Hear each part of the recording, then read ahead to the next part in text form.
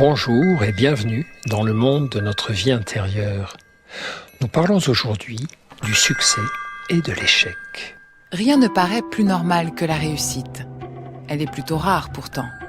Mais on l'accepte vite comme étant une chose due. Elle gâte, ce qui ne veut pas dire qu'elle rende tout le monde gâteux.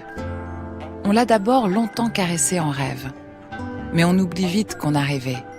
Tandis que l'échec, la déception, on a un mal infini à s'y faire, à les admettre légitimes. On a tout le temps de les approfondir, de les savourer. Pierre Reverdy, Le livre de Montbord.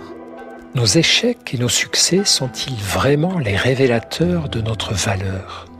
Sont-ils ce qui permet de dire d'une vie qu'elle fut ou non réussie ? Et pourquoi en parler ici en les associant alors qu'ils semblent opposés ?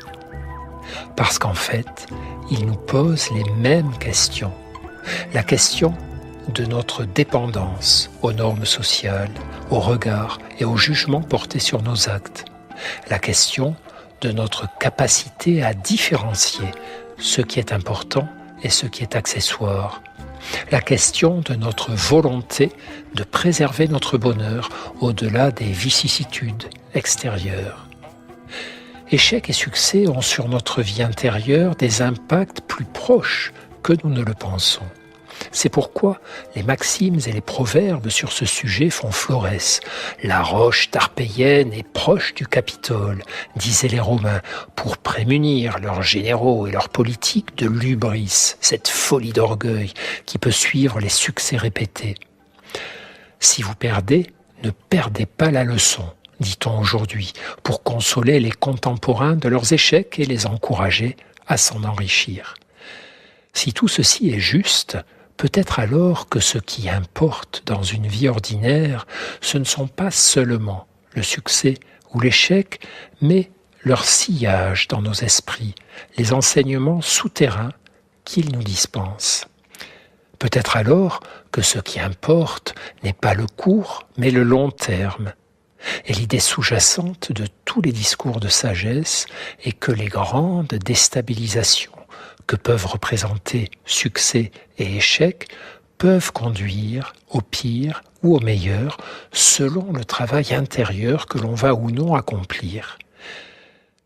Ce travail consiste à ne pas se laisser emporter par le tourbillon des événements et des paroles qui suivent les succès ou les échecs, accepter certes félicitations ou consolations, mais surtout vite se recentrer, s'isoler, s'examiner.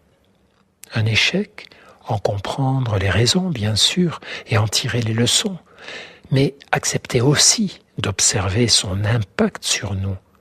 Tout échec est une souffrance, une déception, une désillusion, mais aussi une expérience universelle. Tous les humains ont eu son goût amer dans la bouche, très souvent dans leur existence. Sartre disait « L'histoire d'une vie, quelle qu'elle soit, est l'histoire d'un échec. » Un succès, le savourer bien sûr. Ce serait une erreur de ne pas le faire, de ne pas accepter les compliments, de ne pas se réjouir sous prétexte que d'autres défis nous attendent.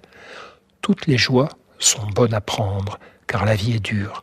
Alors, savourer les émotions, puis faire preuve de prudence avec les conclusions. Éviter ce que le poète Christian Bobin appelle le sinistre éclat du triomphe. Par exemple, en se tournant tout de suite vers la gratitude.